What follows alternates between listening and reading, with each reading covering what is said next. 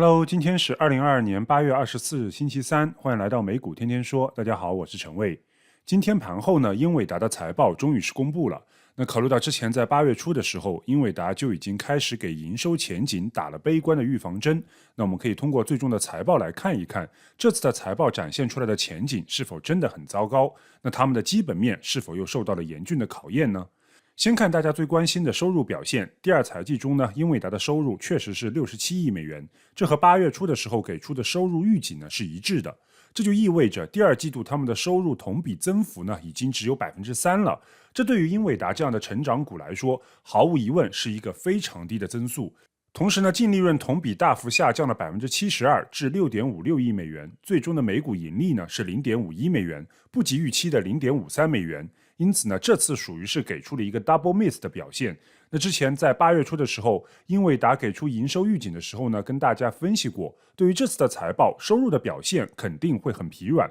否则也就不需要给出一个提前的预防针了。但是呢，需要关注的还是盈利表现。如果盈利能够给出稳健的表现，还是有助于帮助人们缓解担忧情绪。但是呢，最终看到由于盈利表现也大幅受挫，而且考虑到这次英伟达对第三财季的收入预期呢更加的疲软，过往和未来都疲软的话，那暂时对于投资信心的打击就会蛮大了。这也是盘后股价下跌的重要原因。当然了，大环境的挑战呢，之前和大家有专门分析过。毕竟英伟达目前的核心产品依然是游戏显卡，但是呢，游戏显卡业务现在面临到了消费前景和加密货币市场表现疲软的双重压力。消费前景方面，游戏显卡整体来说呢，不能算是必要的消费品。因此呢，在经济衰退风险持续攀升的时候，这类非必要的消费品其实很容易会成为人们削减开支的主要方向。那即便依然有购买的需求，这类消费品是存在可以延迟消费的可能性的。因此，一旦美联储保持加息，给经济带来负面拖累的时候，消费模式开始向衰退模式转向的话，哪怕未来只是一个温和和暂时性的衰退，也会在短期内呢影响到人们对于游戏显卡的消费意愿。这样的话，对于英伟达而言，收入的核心推动力就会受到阻碍了。另外还是老话，虽然说英伟达一再淡化加密挖矿业务给他们的业务带来的提振，但如果真的没有任何影响的话，英伟达也不会专门封锁他们的显卡性能，同时呢推出专门用于挖矿的 CMP 显卡。但问题在于以太坊合并可能带来的大量二手显卡涌入市场，冲击新显卡销售的同时，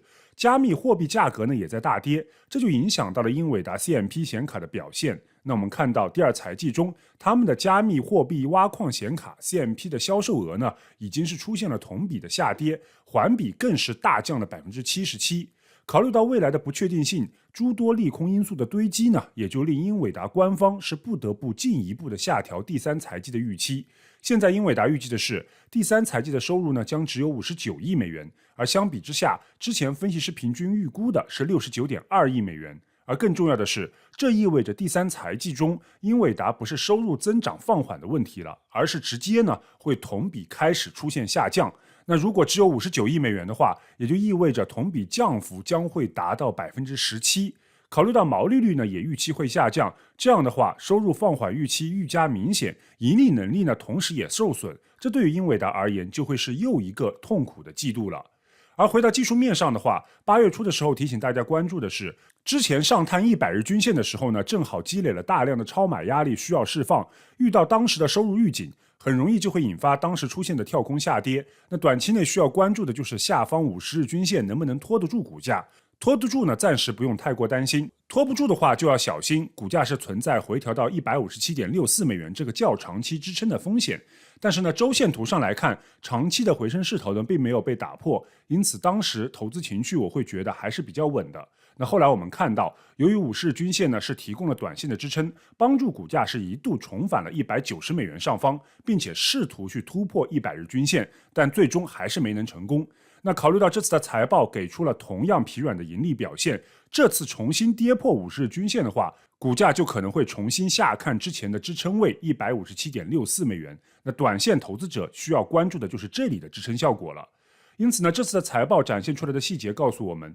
英伟达的股价呢可能会更长时间内呢停留在低位，但这并没有改变我对长期基本面想象空间依然充足的看法。原因还是在于英伟达的竞争力和未来的发展潜力。那就算整体经济和以太坊网络升级带来的冲击，但这并没有改变英伟达在 GPU 也就是显卡芯片领域的霸主地位。那考虑到相比 CPU 而言 GPU 技术呢是更具颠覆性，而且呢在这个领域现在真正能够给英伟达造成一定威胁的就是 AMD 了。但是由于英伟达遥遥领先的市场份额和持续专注的研发投入，令他们在这个领域面临到的直接竞争压力呢依然是要小得多的。所以单从护城河的角度来看，英伟达的护城河还是很深的。同时英伟达呢还已经将他们的触角呢伸到了不同的开发环境，像 AI 机器人、医疗保健和自动驾驶等众多有着巨大发展潜力的细分领域，这里面也包括了我们多次提到的 Omniverse 这个被誉为是工程师的元宇宙平台。那总之，从游戏和图形到数据中心和下一代汽车，英伟达呢依然会受益于在多个大型市场中的强势地位。所以如果依然看好英伟达，但考虑短线风险的话，那我觉得可以等待股价消化了这次财报利空后，看看能不能出现更好的价位呢，再去重新考虑这只成长股。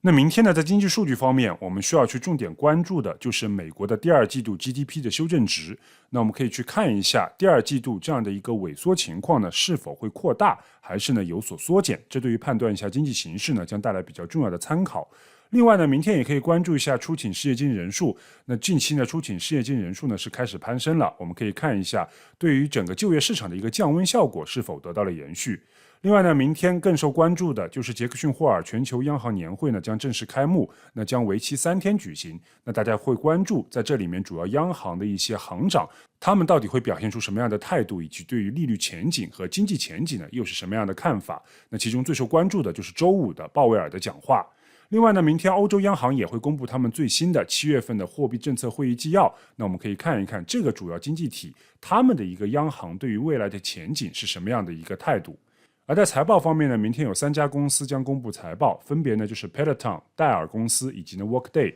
那我们看到今天 Peloton 呢，由于和亚马逊呢进行一个合作关系呢，给他们股价是带来了非常大的一个提振。那么就可以看看他们最新的财报是否能够延续这样的一个涨势，还是呢会给他们的股价浇一泼冷水。那明天我们就可以看到这样的一个情况了。好了，这就是今天的全部内容了。这里要感谢一下老虎证券对本节目的支持。如果有美股开户需求的朋友，可以关注一下视频简介中的老虎证券开户链接，有专属福利带给大家。还要给大家分享一个好消息，非常开心，由我参与开发的小白的美股投资宝典已经推出，欢迎感兴趣的朋友扫码了解课程内容。那如果喜欢我的视频，麻烦订阅、点赞和转发，同时还可以打开小铃铛，这样就可以及时了解市场动态，第一时间获取更新通知。谢谢大家，我们明天再见。